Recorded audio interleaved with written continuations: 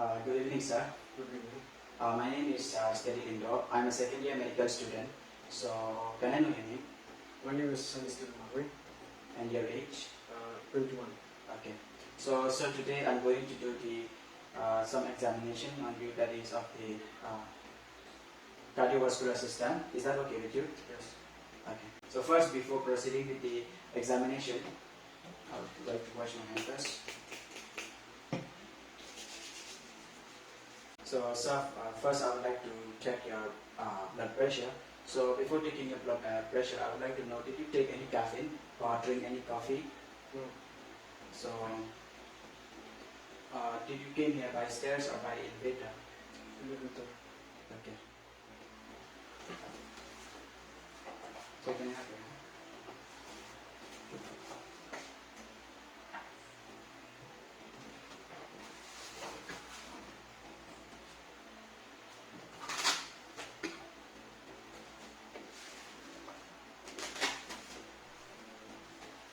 Sir, is it tight? It's fine. Okay.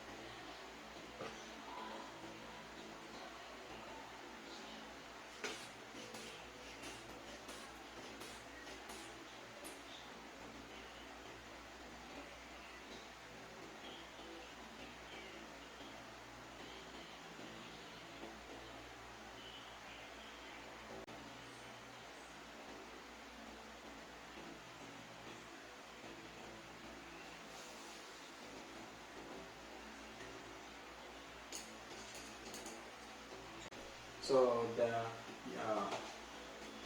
blood pressure of this patient is 120 by 80, which is normal.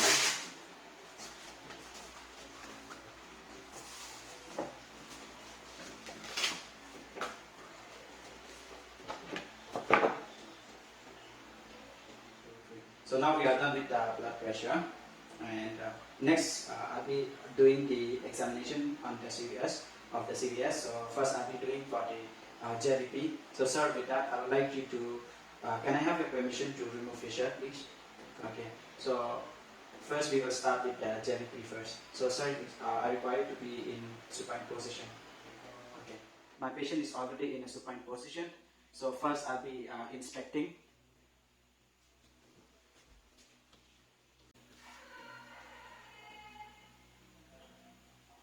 So there is no scars or edema seen on the neck region of the patient. So now I'll start with the measuring for the jugular venous pressure of the patient. So for this I will need to dim the light. So for this I'll need to elevate the head of the patient to 60-degree angle. Okay. So now using a tangential light, I'll be looking for the right internal jugular vein of the patient, and I'll be checking for the highest position, highest oscillation point. So can you please turn slightly left? So here I'll be checking for the highest oscillation point of the pulsation point of the internal jugular vein of the patient. Okay. So now I'll be using the ruler and then one hard object, so that I'll be measuring the vertical distance from the vertical distance. So I'll be placing the ruler in at the standard angle of the patient.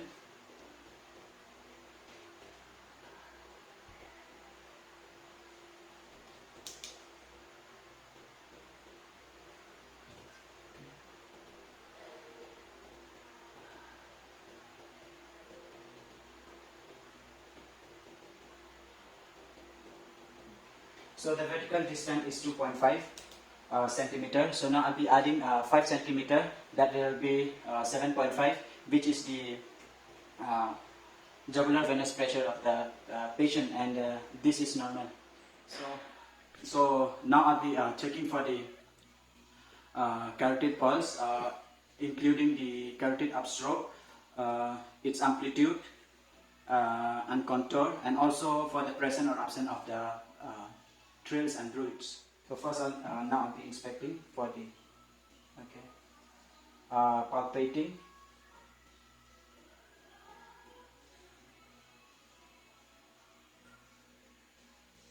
Okay, so then I'll be using the bell of the stethoscope. I'll be auscultating the carotid artery.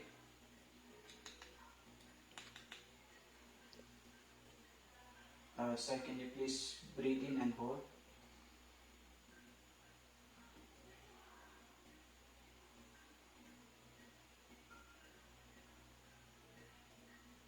Okay. So after the examination, so there is no bruise heard. So now for the pericardium region, first I'll be inspecting if there is any scars or any surgical marks. Okay, which I see none. And for the apical impulse, I'll be locating for the apical impulse. I'll be using the tangential light first. So if you cannot see with the light, so you just use your finger and locate it.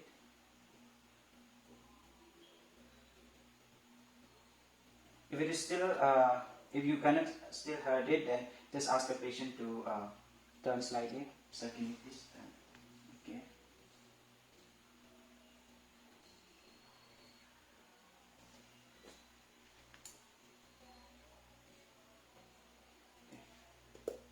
It's okay now.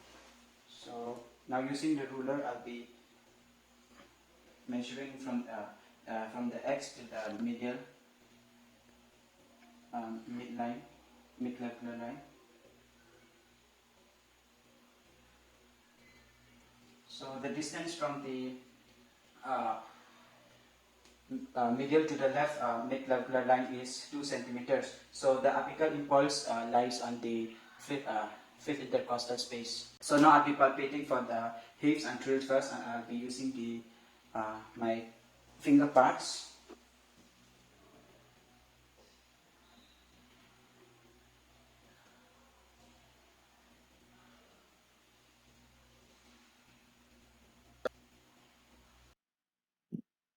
And for the trills, I'll be using the ball surface of my hand.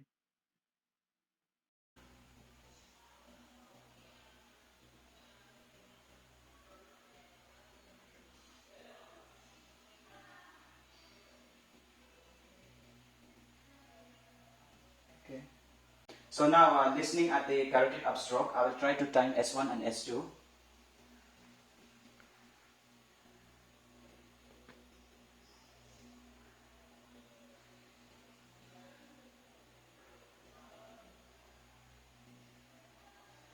And for S3 and S4, we will find it at the apex. So I will apply pressure.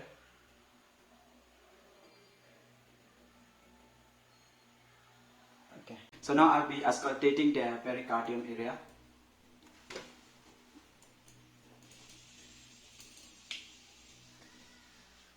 So now for the aortic area, for the pulmonic area, tricuspid area, and the mitral area. Okay.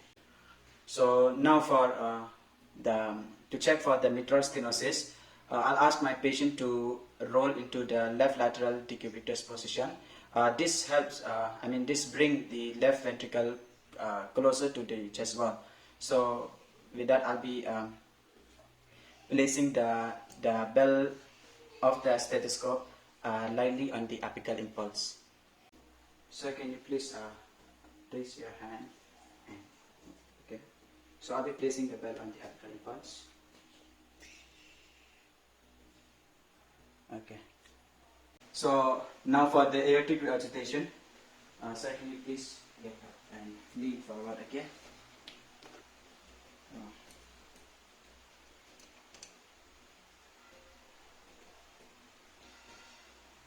I'll be placing the stethoscope at the left sternal border and at the apex. So please breathe in, breathe out.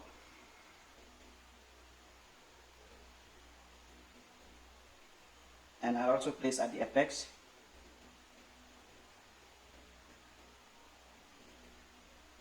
Okay. So now I'll be identifying the systole and diastole. So I'll be also palpating the carotid artery.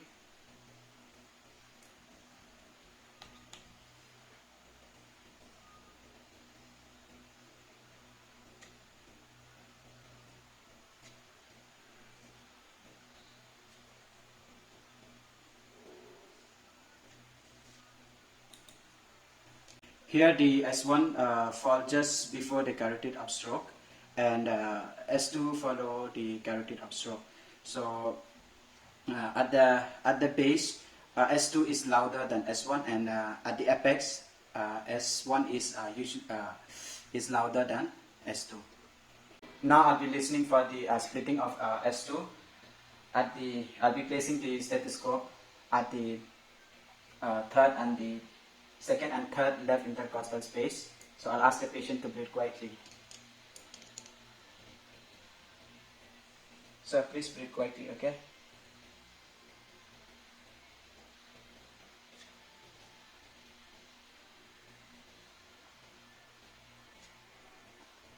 The width, timing, and intensity of S2 is normal. So now I'll be identifying for the S3 and S4. So sir, can you please again roll to the left lateral side? Just raise your hand. Yeah. I'll be placing the stethoscope again at the apex.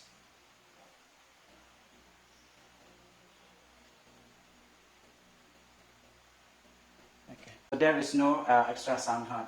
So now for the heart murmur, I'll be using the inching technique. Sir, please breathe normally, okay?